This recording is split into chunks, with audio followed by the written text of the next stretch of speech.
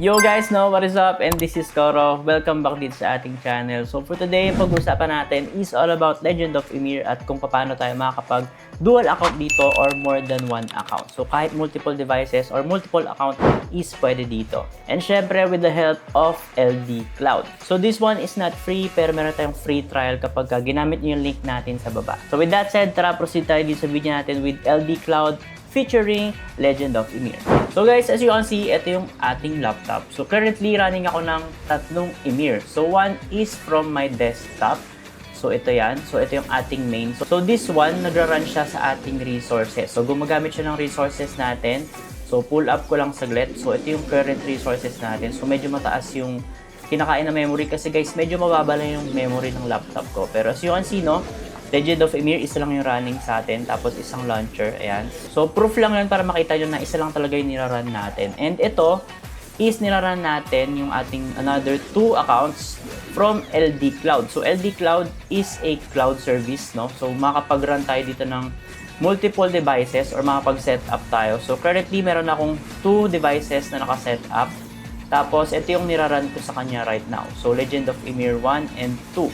So this one is for testing lang kasi hindi ako makagawa sa main server ko which is Asia 21. So this one for demo para makita nyo kung paano ko sinet up is nasa Asia 50. So anyway, sobrang simple lang naman ang gagawin nyo. So unang-una, yung description natin, meron dyang link. So pagka-click nyo yung link natin, mapupunta ka dito. Ayan, dito ka mapupunta. So Koro NFT invite you to register free trial of Cloud Phone. So by the way guys, if ever hindi kayo familiar sa mga cloud phones, so hindi to katulad ng mga emulator na LD Player, Nox o kaya BlueStacks. Kasi guys, yung mga emulator na yon is gumagamit pa rin siya ng ating resources ng ating mismong device. So for example, nag-run ako ng BlueStacks. So yung RAM nun, CPU at yung memory nun is kukuhanin niya sa aking device mismo. So with cloud phone, iba siya kasi nag-run nga siya sa ibang device or sa ibang hardware. So nangyayari, hindi siya kumakain ng ating resources. So meron siyang sariling resources. As you can see, yung free trial natin is with 4 cores, 5.3 gig na RAM and 64 gig na ROM or memory. So pwede nyo siyang i-try, I think few hours lang to, no? Pero kung nagustuhan nyo, meron kayong makukuhang discount kapag ginamit nyo yung link natin up to 60%. So, papakita ko sa inyo yung process. So, unang-una, register kayo with Google account, Facebook, or Line. So, ako ang gamit ko is Google account. So, login tayo. So, guys, after logging in ng ating Google account, ito yung bubungad sa inyo. So, pwede mong click yung try it now. Then, after that, pwede ka mag-setup ng device mo. So, this one is for trial lang, no? So, yun nga gaya ng sabi ko, few hours lang to, I think mga 2 hours. Pero pagka nagustuhan mo, pwede ka naman mag-renew or mag-avail ng kanilang mismong service. So, aside from browser, no, mas okay na mag-install kayo. So, ako gamit ko is for Windows and for mobile phone. So, as you can see, ito yung ating mobile phone. Ayan. So, naka-install din sa akin dito yung LD Cloud. So, pwede kong ma-monitor dito yung dalawang device na naka-set up sa akin. So, after installing, pwede ka mag-login ulit gamit yung Google account mo.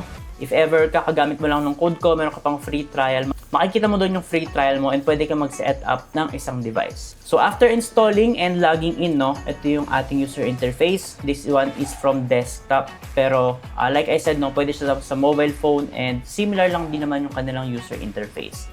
So, pwede ka mag-avail, punta ka dito sa buy if ever nagustuhan nyo siya, no. Meron tayong VIP, KVIP, and XVIP. So, quick explanation lang kung ano yung pinagkakaiba nitong tatlo na to. So, VIP, KVIP, and XVIP. So, simply put na mas maganda lang yung parang phone natin or yung device natin dito. So, VIP, meron siyang 4 cores with 5.5 RAM, tapos ROM is 45 gig. KVIP is merong 4 cores pa din, pero mas mataas yung RAM niya, 7.3. Then, yung ROM niya is mas mataas or yung memory, which is 64 gig. Tapos yung XVIP, which is yung highest nila, so ito yung in-avail ko, dalawang ganito, is merong 8 cores, merong 12 gig RAM, and merong 90 gig na ROM or memory. So papakita ko sa inyo, ito yung dalawang XVIP yung in-avail ko. So meaning, tig-isa sila. So hindi siya shared guys. So for example, isang XVIP, pwede ka mag-set up ng isa, and magkakaroon siya ng 90 gig na ROM, 12 gig of RAM, and 8 cores. So meaning, itong dalawa na to is meron siyang hiwalay na resources. So yun yung sinasabi ko sa inyo na hindi siya katulad ng emulator na nagra-run sa mismong device mo at kumakain ng resources. As you can see, pull up ko lang ulit yung ating task manager. So, ito lang yung kinakain ng memory natin. So, itong LD Cloud lang mismo. Tapos, yung Legend of Ymir sa loob niya is hindi mo makikita kasi meron siyang sariling resources. Gaya ng sabi ko, nagra-run siya sa cloud. So, after mo mag-setup ng device, papakita ko lang sa inyo, click natin to, open natin, and exit natin yung Legend of Ymir. So, para lang siyang mobile phone, no? Kasi yung pwede natin siyang i-minimize kasi medyo malaki siya. Ayan. So, ganyan yung itsura niya kapag unang login mo. So, wala pang Google account dyan na naka-login. So, ang gagawin mo, punta ka sa Play Store, login ka, tapos tsaka mo install yung Legend of Ymir. After that, install mo yung Legend of Ymir, i-update mo, tapos mag-login ka. Para ka lang may mobile phone na hiwalay, tapos yun nga, binabayaran mo siya monthly. So, after that, pwede kang mag-login, click mo lang yan. Tapos, pwede mong ibahin yung size niya, no? Syempre, ito yung maximum. Tapos, guys, yung when it comes to graphics naman, huwag kayong mag-alala kasi yung graphics niya medyo okay naman. Pero syempre, like I said, dahil para siyang mobile phone, at yung latency niya or yung mismong graphics niya is nag-iiba depende sa internet connection nyo. So for example, meron tayong makikita dito na 40 ms. So by the way, naka-Singapore ako. Singapore yung piliin nyo kasi yun yung pinaka-okay na connection or server from Philippines. So as you can see, malaki yung pinagkakaiba niya doon sa graphics. Although naka-low lang to and naka-low lang din itong main ko, which is nagra-run dito sa aking laptop. Naka-low lang din siya, pero bakit mas pangit yung graphics ito? Kasi guys, yung internet natin, yun yung ginagamit natin pang connect dito sa ating LD Cloud. So kapag mas mabilis yung internet mo, expect mo na medyo mas okay yung graphics, so hindi siya magiging pixelated. Pero saan kasi medyo mabagal ata yung internet ko. Although yung latency, no, mababa. Kasi guys, kapag ginaganyan ko, sumusunod siya agad. Tapos pwede ka maglagay ng button, so click mo lang to. Ayan. So, lagay ka lang movement settings. Pero before that, bago ka maglagay ng movement settings, maglagay ka muna itong plan dito. Ayan. So, pwede kang mag-construct ng new plan. So, ako plan 1. So, yung default name. So, after that, click mo lang itong movement settings. Tapos, lagay mo siya dyan. After that, hit save. And then, pwede ka lang gumamit ng WASD parang mobile phone.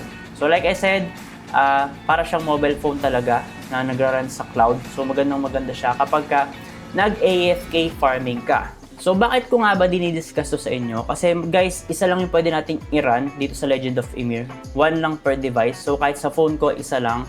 And with LD Cloud, no, pwede ako mag-multiple account. So, for example, isa mismo sa phone ko, tapos sa LD Cloud dalawa, tapos isa sa mismong laptop ko. So, total of 4 yung kaya kong i-login with multiple devices. And yun nga, kapag dinagdagan ko pa yung LD Cloud ko, is mas marami pa akong pwedeng i-set up na account or characters. Pero mind you guys, no, may bayad nga siya monthly. So, tignan nyo lang yung budget nyo. And syempre, check nyo rin kung ano yung pasok sa budget nyo. So, by the way guys, meron tayong 60% discount kapag gumamit kayo ng code natin or yung ating referral link sa baba. Kaya make sure na i-check nyo yan para makatipid kayo if ever mag-a-avail kayo nito. Tapos guys, I suggest na kung mag-avail kayo, no, KVIP or XVIP. Kasi yung itong VIP, although kaya niya yung Legend of Ymir, medyo mas mabagal siya. Kasi guys, yung RAM niya is medyo mas mababa. Pero try nyo pa rin kung medyo out of budget kayo and gusto nyo pa rin siyang i-try. Although, mura na siya, no guys, no, para sa akin. For example, ito, VIP, $10. So, 580 pesos, no. Tapos KVIP, so siguro around mga 800 naman yung KVIP natin. Tapos yung XVIP is around mga 1K, no? And mas mura siya kapag nag 90 days ka. And like I said, meron tayong promo code na magbibigay sa inyo ng 60% discount. So maganda to guys, lalo na kung medyo free to play ka or competitive, kahit ano naman. Kasi pwede kang mag-run ng multiple account. Tapos pwede kang maglagay ng support. Tapos nuker, heater. So pwedeng Volva, Scald, tapos isa Archer. So, puro long range siya and at the same time, meron kang support na Scald tapos dalawang pang damage which is yung Volva at yung Archer. So, yun sana yung plano kong gawin pero yun nga, nasa Asia 21 kasi yung main ko. So, inaabangan ko pa kung pwede pa ulit silang mag-open or mag-create ng character pero right now kasi hindi ako makapag-create ng character doon. So, etong tinest natin is nasa Asia 50. And also guys, diniscuss ko to or pinapakita ko sa inyo to kasi guys, yung AFK farming nila dito, for example, escape natin to, 6 hours lang yan every day. So, na-avail ko na or nagamit ko na yung 5.5 hours ko for today. So, if ever gusto ko mag-AFK farming, kailangan naka-on yung aking PC. So, iwanan ko siyang nagpa-farm. Pero with LD Cloud, gaya ng sabi ko, pwede kong iwanan na nagpa-farm yung aking mismong character or account. So gagawin ko lang, login ko siya sa LD Cloud, tapos i-auto farm ko siya or auto attack. After that, pwede ko nang exit yung mismong device. So close natin to.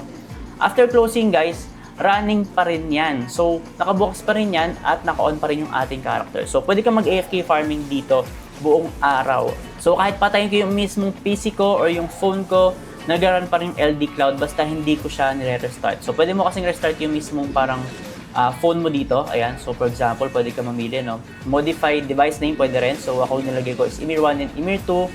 Tapos pwede mo siyang i-factory reset, pwede mong restart yung equipment or yung parang phone natin. So as you can see, pagka-clinic natin yan, makikita mo, ayan, naka-login pa rin siya. So like I said, no, pwede ka mag 24/7 farming dito with LD Cloud. So hindi lang siya pang multiple login. So makaka-help din siya if ever gusto mong mag-farm ng 24/7. And kung gusto mo siyang i-access, pwede mong i-access gamit yung mobile phone mo. And kung malayo ka, out of town ka, no, pwede mo login sa phone mo yung LD Cloud mo, tapos pwede mo siyang i-monitor. So like I said, bukod sa laptop ko, naka-install din yung LD Cloud sa aking mobile phone para pwede kong monitor. So as you can see, Emir 1 and 2 yan. Ito yung aking Emir 1 and 2. Tapos pwede kong click. Tapos kapag ka-click ko rin, ayan, nag-open siya. So pwede ko siyang i-open ng sabay. So, kasi guys, ano siya independent na parang mobile phone yung niraran ng LD Cloud. So, pang-monitor lang natin yung ating PC or yung ating mismong mobile phone dito. So, as you can see, magandang tulong si LD Cloud for running multiple devices or running multiple accounts sa Legend of Emir or kahit anong game na gusto nyong i-grind. And at the same time, makaka-help to makasave ng inyong kuryente, no? For example, kasi guys, si Legend of Emir is medyo mabigat at kapag medyo mabigat yung game natin, mas kumakain ng kuryente yung ating devices. So, although hindi man siya ganun kalaki, okay pa rin na pagpahingahin natin paminsan-minsan yung ating devices. For example, yung PC ko or yung laptop ko is pwede ko siyang patayin tapos mag-grind pa rin yung ating Legend of Emir 24/7. So, lalagin ko lang itong main account ko dito sa aking LD Cloud. Tapos, pwede ko na siyang i-continue yung farming natin doon. So, yun, medyo humaba yung video natin. Pero I think yun lang, no, para dito kay LD Cloud. And sana nakatulong to. So, like I said, pwede mo itong gamitin para makapag-run or makapag-setup ka ng multiple devices or accounts sa Legend of Emir or kahit anong game.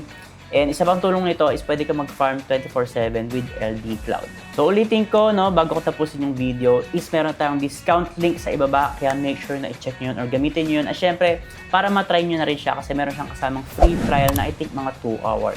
So if ever may mga questions kayo or clarifications, pwede kayo mag-comment or pwede rin kayo mag-DM dito sa aking Telegram, which is ililive ko na lang dito sa ating description box. At syempre, dito rin sa ating screen. Para if ever nahihirapan kayo mag-set up or naguguluhan kayo or meron kayong katanungan about LD Cloud, is pwede ko kayong i-assist. Basta kayang-kaya nating sagutin yung mga tanong nyo. Pero kapag hindi, reach out tayo sa kanilang support mismo. So I thank you lang guys and see you na lang sa ating next video. Ingat!